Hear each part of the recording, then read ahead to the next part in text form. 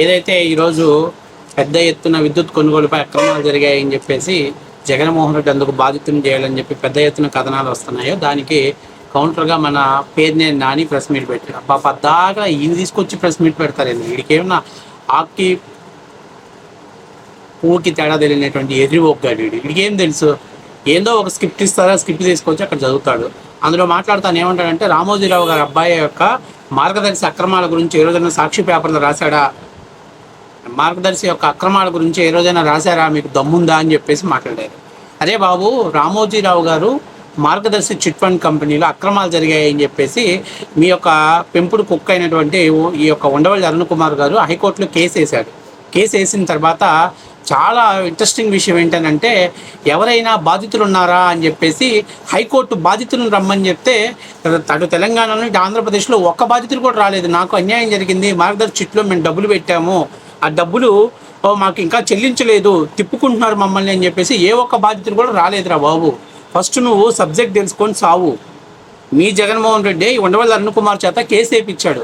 Case వేయించిన తర్వాత మార్గదర్శి chit ఫండ్స్లో ఎవరైనా డబ్బులు పెట్టి నష్టపోయినటువంటి బాధితులు ఎవరైనా ఉంటే మీరు ముందుకు వస్తే మీ ద్వారా మేము కేసు ప్రొసీడింగ్ చేసేసి సంబంధిత అమౌంట్ని ఈనాడు రామోజీరావు గ్రూప్స్ నుంచి మేము వసూలు చేసి మీకు ఇస్తామని చెప్పేసి అని కోర్టు చెప్పడంతో పాటు తెలంగాణ గవర్నమెంట్ అయినటువంటి టిఎస్ రేవంత్ రెడ్డి గారు గవర్నమెంట్ వచ్చిన తర్వాత కూడా రేవంత్ రెడ్డి గారిని వాళ్ళని ఆదేశించడం జరిగింది. ఎవరైనా బాధితులు ఉంటే బాధితుల దగ్గర నుంచి స్టేట్మెంట్ తీసుకొని ఆ సంబంధిత బాధితులకు న్యాయం చేయాల్సిన బాధ్యత ప్రభుత్వం ప్లస్ మార్గదర్శికి రెండింటికి ఉంది.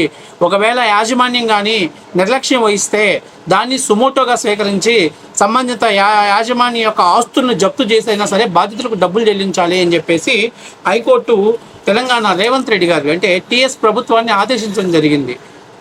3 నెలలైనా ఎవడు రాలా. ఎందుకంటే కేవలం మార్గదర్శి మీద మీరు అక్కుసతోటి దాని మీద కేసు వేశారు. మార్గదర్శి కంపెనీ అనేది చిట్ ఫండ్ కంపెనీ అనేది కేవలం మీరు వాళ్ళ మీద ఉన్నటువంటి ద్వేషంతో అక్కుసతోటి కేసు వేశారు. అంతేకాకుండా గతంలో మార్గదర్శిని ఇబ్బంది పెట్టాలని ఉద్దేశపూర్వకంగానే దాని మీద తప్పుడు కథనాలు రాసి మార్గదర్శి ఎత్తేయబోతున్నారు, మార్గదర్శి క్లోజ్ చేయబోతున్నారు అని చెప్పేసి వాళ్ళ మీద ఫైనాన్షియల్స్గా ఒత్తిడి తీసుకురావాలని చెప్పి చూశారు. అంతేకాకుండా మార్గదర్శిని దెబ్బతీయాలనే ఉద్దేశంతో మార్గదర్శికి సంబంధించినటువంటి అంటే రామోజీరావు సంబంధించినటువంటి భూముల్ని వాటిని అమ్మకుండా ఉండటం కోసం అని చెప్పేసి వాళ్ళని ఆర్థికంగా ఇబ్బంది పెట్టాలని చెప్పి రాజశేఖర రెడ్డి గారు అప్పుడు పెద్ద ప్లానే వేశాడు. అయినప్పటికీ కూడా వాళ్ళ దగ్గర ట్రాన్సాక్షన్స్ అన్నీ కూడా పర్ఫెక్ట్ ఉండటంతో వాళ్ళే రామోజీరావు గారు చెప్పారు, ఇదిగో ఈ టైం అనేవి మెచ్యూర్ అయినటువంటి ప్రతి బాండ్కి మేము డబ్బులు చెల్లిస్తాము, భవిష్యత్తులో మేము ఎలాంటి ఎఫ్డీలు కలెక్ట్ చేయము, అంతేకాకుండా చిట్ ఫండ్ అనేది హిందూ అవిభక్త యాక్ట్ చట్టం ప్రకారం మేము నడుపుతున్నాము, ఇందులో ఏమైనా ఇబ్బందులు ఉంటే వాటి మీద మీరు పూర్తి స్థాయిలో విచారణ చేసుకోవచ్చు, ఐటీ కానీ సిబిఐ కానీ ఏపీసీఐడి కానీ లేకపోతే ఇంకేదైనా దాంతో మీరు ఎంక్వైరీ చేయించుకోవచ్చు, ఈడీతోటి కూడా దర్యాప్తు చేయించుకోవచ్చు అని చెప్పేసి రామోజీరావు గారు కూర్చొని చెప్తే రామోజీరావు గారి ఎంట్రుగా కూడా బేకలేకపోయారు మీరు ఆ రోజు. అదే కేసుని మళ్ళీ 2019లో ఉండవల్లి అరుణ్ కుమార్ గారు హైకోర్టుకు ఫిల్ దాఖలు చేశాడు. ఆ దాఖలు చేసినప్పుడు హైకోర్టు స్పష్టమైనటువంటి ఇన్స్ట్రక్షన్స్ ఇచ్చింది. ఎంతమంది బాధితులు ఉన్నారు, రామోజీరావు గారు అంటే ఏదైతే ఈ మార్గదర్శి చిట్ ఫండ్స్ బాధితులు ఎంతమంది ఉన్నారో బాధితుల తరపున మీరు ఫిర్యాదు ఇచ్చారా అంటే లేదు, నేను సామాజిక స్పృహతోటి వ్యక్తిగత అంశాలతోటి నేను ఫిర్యాదు ఇచ్చానని చెప్పాడు ఈ మేధావి ఉండవల్లి అరుణ్ కుమార్. అంటే మీరు తప్పు చేసుంటే రామోజీరావు గారి మీద ఈ పార్టీకి మీరు వదిలిపెట్టేవాళ్ళు కాదు. తప్పుడు కథనాలని తప్పుడు వాంగ్మూలాలని మీడియా ముందుకు తీసుకొచ్చారు తప్పనిచ్చి ఎక్కడా కూడా రామోజీరావు గారు మార్గదర్శి చిట్ ఫండ్స్లో అవకతవకలు జరిగాయని చెప్పి కోర్టు నిర్ధారణ చేయలేకపోయింది, కోర్టు నిరూపించలేకపోయారు. కోర్టులో మీరు కేసులు వేసి కూడా కేవలం దాని యొక్క వ్యక్తిగత ప్రతిష్టలను దెబ్బతినడం కోసం మాత్రమే పనిచేశారు. ముందు చరిత్ర తెలుసుకొని చావరా తొలిపల్లడా, తర్వాత మాట్లాడుతూ మీడియా ముందుకు వచ్చి ఊరికి తుత్తు అని వచ్చి మాట్లాడుతున్నావు. ఇంకొక మాట, ఇవాళ ఏంటి ఈరోజు ఏదైతే సోలార్ పవర్ని ₹2.49 కొనుగోలు చేయడానికి ఏదైతే మీరు ఒప్పందం చేసుకునే ముందు సెప్టెంబరు 16వ తారీఖు ఒప్పందం చేసుకునే ముందు అంటే జగన్మోహన్ రెడ్డిని సెప్టెంబర్ 12వ తారీఖున అదానీ వాళ్ళ తమ్ముళ్ళు వచ్చి కలిసేశారు. ఎందుకు కలిశారు, ఏంది కలిశారు, కలిసినప్పుడు దాన్ని ఎందుకు అంత రహస్యంగా ఉంచావు, వీటి గురించి సమాధానం చెప్పడు, వీటి గురించి విశ్లేషణ ఇవ్వడు. 12వ తారీఖున అదానీ గ్రూప్ వాళ్ళు జగన్మోహన్ రెడ్డితో భేటీ అయ్యారు. అది సాక్షి కానీ సాక్షి పేపర్లో కానీ ఎక్కడా కూడా రాయలేదు. సీఎంఓ కార్యాలయం కూడా ధృవీకరణ చేయలేదు. ఏంటి అంత గోప్యంగా వీళ్ళు ఎందుకు కలిశారు, ఏం మంతనాలు జరిగాయి? జరిగిన తర్వాత 3 రోజుల తర్వాత కేంద్రమైనటువంటి సెకీ దగ్గర నుంచి నోట్ రావటం జరిగింది. ఏమని వచ్చింది, పలానా అదాని గ్రూపు వాళ్ళది ₹2.49 కరెంటు కొనడానికి మీరు సిద్ధంగా ఉన్నారా అని చెప్పారు. సో దానికి మీరు అసలు మామూలుగా ఆ లెటర్ ఎవరికి వస్తుంది అంటే విద్యుత్ శాఖ కార్యదర్శికి వస్తుంది. విద్యుత్ శాఖ కార్యదర్శి నుంచి మినిస్ట్రీ దగ్గరికి వెళ్తుంది. మినిస్ట్రీ అనేది దాని మీద ఒక నిర్ణయం తీసుకొని అది ఆమోదాయకమా కాదా అనేటువంటి నిర్ణయం తీసుకొని, ఆ నిర్ణయం తీసుకున్న తర్వాత దాన్ని తీసుకెళ్ళి ఎక్కడికి వెళ్ళాలి, ముఖ్యమంత్రి గారి పర్మిషన్ తీసుకుంటారు. ముఖ్యమంత్రి పర్మిషన్ అయిపోయిన తర్వాత దాన్ని మళ్ళీ మంత్రివర్గంలో పెట్టి మంత్రివర్గం క్యాబినెట్ ఆమోదం చేయాలి. దీనికి వారం రోజులు గడువు పడుతుంది. తక్కువ వేసుకున్నా కానీ మీరు చరిత్ర సృష్టించేశారు. ఏంటి చరిత్ర సృష్టించారంటే సెప్టెంబరు 15వ తారీఖున ఈ యొక్క లేఖ వస్తే సెప్టెంబర్ 16 కల్లా ఏకదాటిగా ఆమోదం చేసేసారు. ఆల్రెడీ ఆంధ్రప్రదేశ్లో సోలార్ పవర్ ప్రాజెక్టుల కోసం గతంలో ఎంబోలు గుచ్చుకున్న సంస్థలన్నింటినీ కూడా వాటిని తొంగలో దొక్కేసి వాళ్ళ దగ్గర నుంచి మీరు విద్యుత్ కొనుగోలు చేయకుండా మీరు ఏదైతే అదానీ యొక్క సంస్థకు సంబంధించినటువంటి దాని నుంచి కొనుగోలు చేశారు. ఇప్పుడు ఇక్కడ ప్రధానమైనటువంటి ఆరోపణ ఎవరు చేశారా అంటే అమెరికా దర్యాప్తు సంస్థలు, అలాగే అమెరికా స్టాక్ ఎక్స్చేంజ్ వాళ్ళు, ఫెడరల్ బ్యూరో కోర్టు వాళ్ళు సంబంధించిన వాళ్ళు దీన్ని ఇన్వెస్టిగేషన్ చేస్తారు. ఎందుకు ఇన్వెస్టిగేషన్ చేశారు ఈ కేసు మీద అంటే అమెరికా ఇది అదానీ ఎనర్జీ గ్రూప్ అనేది అమెరికా యొక్క స్టాక్ మార్కెట్ ఎక్స్చేంజెస్లో మేము సోలార్ పవర్ విద్యుత్తుని గ్రీన్ ఎనర్జీ కింద పవర్ విద్యుత్తుని చేస్తున్నాము, తద్వారా మీరు దీంట్లో పెట్టుబడులు పెట్టండి అని చెప్పేసి అక్కడ ఉన్నటువంటి స్టాక్ ఎక్స్చేంజెస్లో వీళ్ళు నమోదు చేసినప్పుడు అక్కడ దాదాపుగా $2 బిలియన్ల వరకు వీళ్ళకి $2 బిలియన్స్ వరకు కూడా వీళ్ళకి స్టాక్ ఎక్స్చేంజ్ ద్వారా అమెరికన్ డబ్బు వీళ్ళకి రావటం జరిగింది. అది జరిగినప్పుడు వాళ్ళకు ఉన్నటువంటి ప్రాథమిక రైట్స్ ఏంటంటే ఏదైనా ఒక సంస్థకి మా వాళ్ళు అమెరికన్స్ కానీ పెట్టుబడి పెడితే స్టాక్ ఎక్స్చేంజ్ లిస్టులో వాళ్ళు అయితే వాళ్ళు షేర్లు కొనుగోలు చేయటమో మరేతర కారణాల వల్ల దాంట్లో పెట్టుబడి పెడితే ఆ డబ్బులు సమర్థవంతంగా కంపెనీ ఇన్వెస్ట్మెంట్ చేస్తుందా లేదా, లేకపోతే ఆ డబ్బుల్ని ఎవరికన్నా మిస్యూజ్ చేశారా అనేటువంటిది వాళ్ళు అబ్జర్వ్ చేయాల్సినటువంటి బాధ్యత వాళ్ళ పైన ఉంటుంది. కాబట్టి ఈరోజు ఏదైతే ఈ కుంభకోణం బయటపెట్టింది ఈనాడు పేపరు, ఆంధ్రజ్యోతి పేపరు, లేకపోతే ఆ టైమ్స్ ఆఫ్ ఇండియానో లేకపోతే టైమ్స్ ఆఫ్ అనౌన్స్ లేదా లోకల్ బాడీస్లో ఉన్నటువంటివి కాదు, లేకపోతే దేశంలో ఉన్నటువంటి పత్రికలు కాదు, ఒక అమెరికాలో ఉన్నటువంటి అత్యంత ప్రతిష్టాత్మకమైన దర్యాప్తు సంస్థలు బయటపెట్టాయి.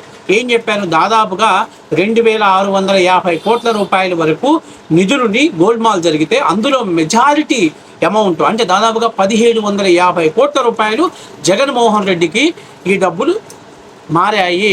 ఈ డబ్బులు మార్చడం కోసం అని చెప్పేసి వీళ్ళు ఒక లాంగ్వేజ్ కోడ్ను వాడారు. ఆ కోడ్ను కూడా వాళ్ళు డీకోడ్ చేసేసి దాని స్పష్టమైనటువంటి వివరాలను బయటపెట్టడం జరిగింది. ఒకటి.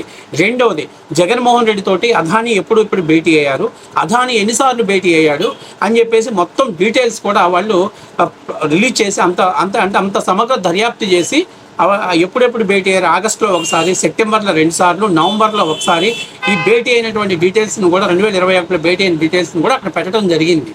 మీకు చేతనైతే దాని మీద కౌంటర్ ఇవ్వండి. ముఖ్యమంత్రి గారికి దమ్ము ఉంటే నేను కలవలేదు అదానీతో అదానీతో నేను అసలు డిస్కషన్ చేయలేదు, సెప్టెంబర్ 12వ తారీఖున అదానీ మమ్మల్ని కలవలేదు చెప్పమండి. ముఖ్యమంత్రి అన్న చిన్నపిల్లాడా, లేదా దాదూదుదా అనేవాడు ఏమన్నా తెలియనివాడా, లేకపోతే ఒకవేళ మతిమరుపు ఉన్నా కూడా జగన్మోహన్ రెడ్డి ఇంట్లో ఎవరెవరు వచ్చారు ఎవరెవరు వెళ్ళారు అనేటువంటి సీసీ ఫుటేజ్ ఉంటుంది కదా, ఆ ఫుటేజ్ రిలీజ్ చేయండి. మీరు ఆ ఫుటేజ్ని రిలీజ్ చేయి. ఊరికే మీడియా ముందుకు వచ్చేసి అవసరమైతే కేంద్రాన్ని అరెస్ట్ చేసుకోండి, అదానీని అరెస్ట్ చేసుకోండి, మాకేం సంబంధం లేదు, మేము సెకీ దగ్గర కొన్నాము. అరే సెకీ అనేది ఒక ఇన్ఫర్మేషన్ మీకు పాస్ చేసింది. కేంద్ర సౌర విద్యుత్ కార్యాలయం అనేది మీకు ఒక ఇన్ఫర్మేషన్ పాస్ చేసింది. అప్పటికే రాష్ట్రంలో ₹90 తమిళనాడు, తెలంగాణ రాష్ట్రాలలో సౌర విద్యుత్ మనకు రాష్ట్రానికి ఇవ్వడానికి సిద్ధంగా ఉన్నాయి. ఎందుకు వాటిని కాదని చెప్పేసి 25 ఏళ్ల పాటు ఈ యొక్క అదానీ గ్రీన్ ఎనర్జీస్ నుంచి మీరు పవర్ కొనుగోలు చేయాలని చెప్పేసి ఒప్పందాలు చేసుకున్నారు. దాని మీద మీరు ఎందుకు సమాధానం చెప్పట్లేదు? ఇప్పుడు ఏమంటాడు, ఒప్పందాలు రద్దు చేయండి అని. మీరు పిచ్చోళ్ళు కాబట్టి, తొక్కలక్కలు కాబట్టి మీరు రద్దు చేస్తారు. కానీ ఒక ఒప్పందాన్ని రద్దు చేస్తే, ఎటువంటి కారణాలు చూపించకుండా ఒప్పందాలు రద్దు చేస్తే ఆంధ్రప్రదేశ్ని బ్లాక్ లిస్ట్లో పెడతారు. ప్రధానంగా ఆంధ్రప్రదేశ్లో విద్యుత్ అనేది కష్టాలు ఉంటాయి. ఆ మాత్రం దీనిని ఇంగిత జ్ఞానం రాష్ట్రంలో ఉన్నటువంటి ముఖ్యమంత్రికి తెలియక కాదు. అప్పుడు జగన్మోహన్ రెడ్డి పిచ్చోడు కాబట్టి గబక్కన సంతకాలు పెట్టి పడేస్తాడు. ఇంకొక విషయం చెప్తున్నా, ₹2.49 కేవలం విద్యుత్తు అక్కడ కొనుగోలుకి అయితే దాన్ని దాన్ని అక్కడి నుంచి ఇక్కడ రాష్ట్రానికి తరలించడానికి కానీ వేస్టేజ్ కానివ్వండి, లేకపోతే సంబంధిత ఛార్జెస్ కానివ్వండి, మొత్తం కలిపి ₹5.49 విద్యుత్తుని అక్కడి నుంచి కొనుగోలు చేసి, ఆ కొనుగోలు ద్వారా వచ్చినటువంటి విద్యుత్తుని రాష్ట్రంలో ఉన్నటువంటి గృహ అవసరాల కోసం డిస్ట్రిబ్యూట్ చేసి, లాభాలు లేకుండా నష్టాలు రావడంతో ఆ నష్టాన్ని నియంత్రణ చేయడం కోసం రాష్ట్ర ప్రభుత్వం ట్రూ అప్ ఛార్జెస్, అలాగే ప్లాన్స్ చేంజ్ చేయటము, లేకపోతే సర్ఛార్జెస్ పేర్ల మీద ప్రజల మీద అదనపు భారం మోపిన మాట వాస్తవం కాదా? మరి నేను అడుగుతున్న పేరు నేను నానిని, నువ్వు ₹2.49 నేను కొన్నాను అన్నావు. మరి తక్కువ రేటుకి మీరు కరెంటు కొన్నప్పుడు విద్యుత్ రేట్లు తగ్గాలా పెరగాలా? ఎందుకు పెరిగాయి జగన్మోహన్ రెడ్డి ప్రభుత్వంలో? నువ్వు చాలా దానికి సమాధానం చెప్పు. ఈరోజు మీ మీద ఒక ఎలిగేషన్ చేసింది అమెరికా దర్యాప్తు సంస్థలు. ఏదో రాష్ట్రంలో ఉన్నటువంటి రామోజీరావు లేకపోతే ఏబిఎన్నో TV5 కాదు, అక్కడి నుంచి వస్తుంది. వెయిట్ చేయి. నువ్వు పిచ్చి పిచ్చి మాటలు చెప్పినట్టు కొంపదీసి అమెరికా దర్యాప్తు సంస్థ కూడా చౌదరి సంస్థ అంటారేమో. అనే రకాలే మీరు. అరే కనీసం మనం ఒక మాట మాట్లాడుతున్నాం, దానికి ఎంత ఇంగిత జ్ఞానంతో మాట్లాడాలి. రామోజీరావు గారి మీద ఏసీ ఫిల్లులు వేసి రామోజీరావు గారు బొచ్చు కూడా బేకలేకపోయారు. మీరు సిగ్గుండాలి మీకు కనీసం మాట్లాడటానికి, నైతిక విలువ ఉండాలి నీకు మాట్లాడటానికి. అరే పేరు నేను దాన్ని ప్రతిసారి ప్రెస్ మీట్ ముందు పెద్ద సబ్జెక్ట్ తెలిసిన పోటుగాళ్ళలా వస్తాడు. నీకేం తెలుసు? ఆ అంటే అక్షరం రాదు, తూ అంటే మొక్క రాదు. నిన్ను కాదని చెప్పి నీ కొడుకు సీట్ ఇచ్చారంటే నువ్వు ఎంత పనికి మానవుడికి సీట్ ఇచ్చారో ఒకసారి ఆలోచించుకో. మీడియా ముందుకు వచ్చి మాట్లాడుతున్న కూటమి ప్రభుత్వం వైఫల్యం చెందింది. అవును, ఏం వాస్తవమే. మీ స్కాములు బయట పెట్టడంలో కూటమి ప్రభుత్వం వైఫల్యం చెందింది. కానీ ఖచ్చితంగా దేవుడు అనేటువంటి ఉన్నాడు, అక్కడి నుంచి రాబోతున్నాయి. ఇంకా ఈరోజు అది పెద్ద తమ్నేల్ వేశాడు.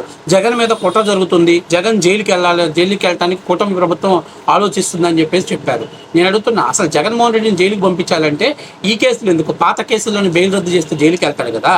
5 సంవత్సరాలు కోర్టుకు వెళ్ళినటువంటి ముఖ్యమంత్రి, శుక్రవారం కోర్టుకు డుమ్మా కొట్టిన ముఖ్యమంత్రి, అలాగే ఆయనకు ఉన్నటువంటి ఈడీ అటాచ్మెంట్లోనూ సిబిఐ అటాచ్మెంట్లోనూ కోర్టులో వాదన వినిపించకుండా కోర్టుకు హాజరైనటువంటి ముఖ్యమంత్రి బెయిల్ రద్దు చేస్తే జైలుకి వెళ్తాడు కదా. దానికి పెద్ద కుట్ర చేయాలా? స్కీములు పెట్టి స్కాములు చేసి ప్రజల సొమ్ము డొల్ల కొట్టడం మీకు చేతనటువంటి విధానం.